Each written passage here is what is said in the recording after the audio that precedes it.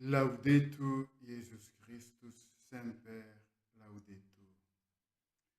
Mes frères et sœurs, j'aimerais vous parler aujourd'hui des mystiques catholiques. Qu'est-ce qu'un mystique?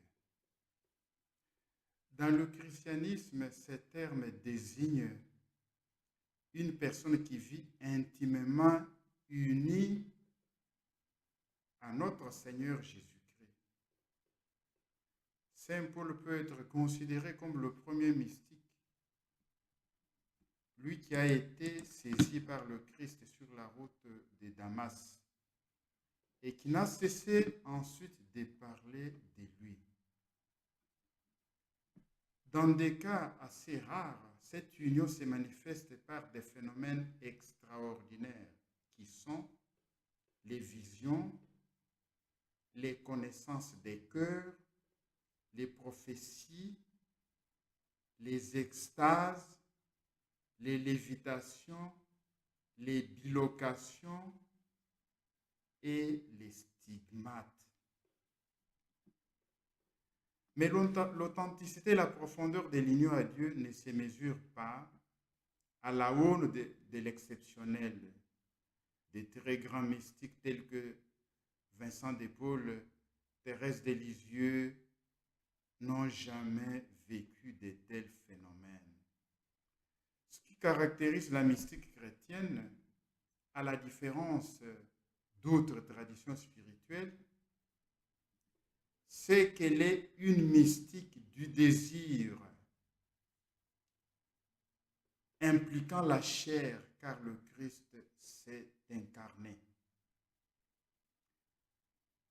Alors, selon quels critères l'Église authentifie-t-elle un mystique?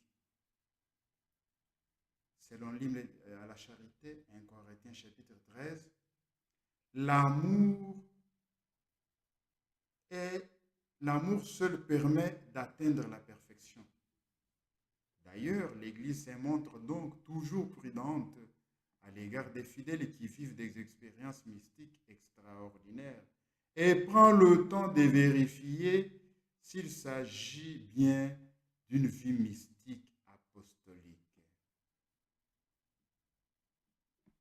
Alors, quels ont été les principaux courants de la mystique chrétienne? La mystique en Occident commence au XIIe siècle.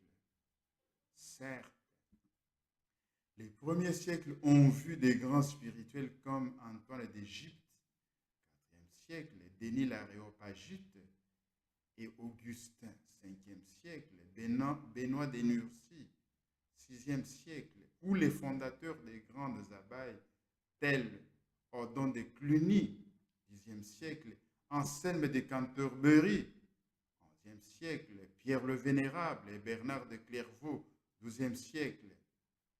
Bernard de Clairvaux qui a développé une théologie de l'expérience spirituelle. De fait, un très grand nombre de saints et de saintes furent des mystiques. Et parmi les 33 docteurs de l'Église, 10 ont légué un enseignement mystique à partir de leur expérience d'oraison et parfois de révélation privée.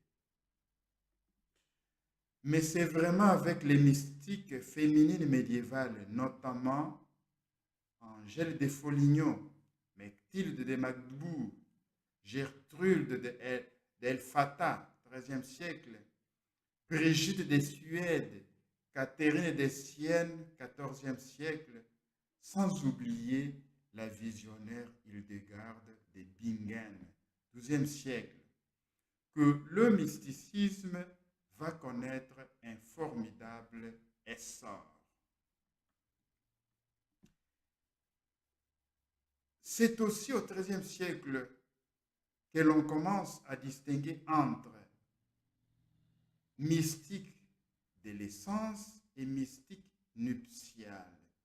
Mystique de l'essence ou mystique platonicienne qui consiste à sortir du monde par l'ascèse pour se joindre à l'être divin. Et la mystique nuptiale qui permet de recevoir Dieu dans la réciprocité d'un amour mutuel.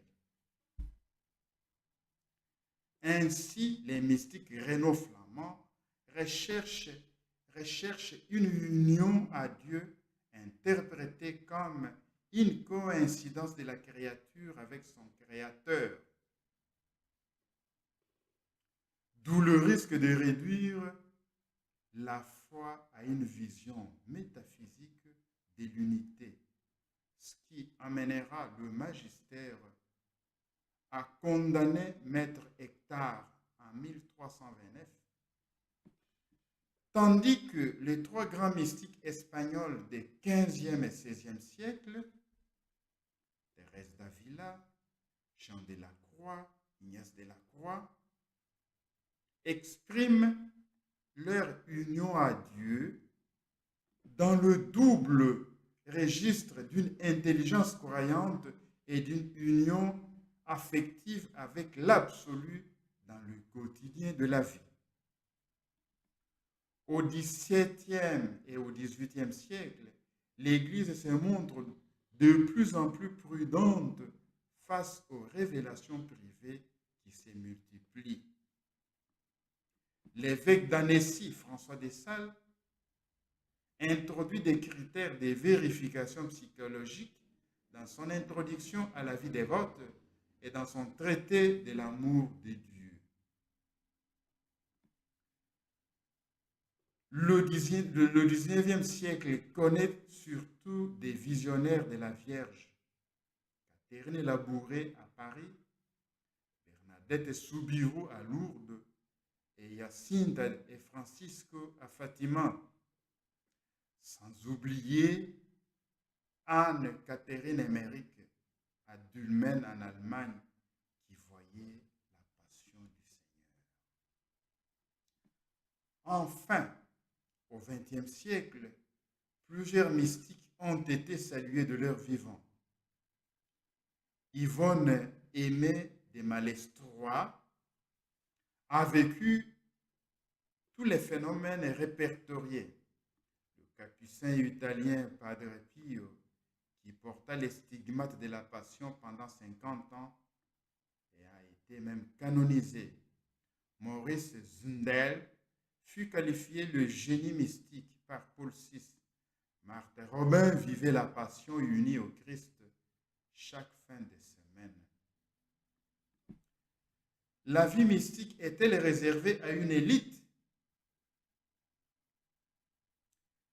Ce fut l'objet d'un grand débat au XIXe siècle entre les jésuites Auguste Poulain et le chanoine Auguste Sodreau.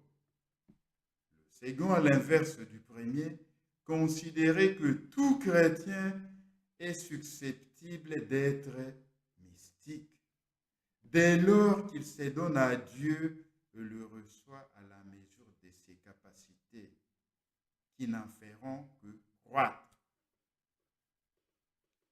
Frères et sœurs, vous tous qui m'écouterez, je voudrais vous voir devenir des mystiques au cœur de l'Église en ce XXIe siècle. Seigneur, toute grâce vient de toi. Accorde-nous, Seigneur, la grâce de la vie mystique, que dans notre vie qui sera intimement unie à Jésus-Christ, Seigneur, que nous puissions avoir, donne-moi, Seigneur, des visions, la connaissance des cœurs, les prophéties, les extases, les lévitations, les bilocations, les stigmates, tout cela, non pas pour satisfaire une ambition personnelle, mais pour être très utile dans ton Église, pour te servir aujourd'hui, pour amener beaucoup d'âmes au salut éternel, au royaume des cieux, et aussi pour nous sauver, pour me sauver. Laudetur Jesus Christus, Saint-Père Laudetur. Au revoir et à la prochaine. Prions les uns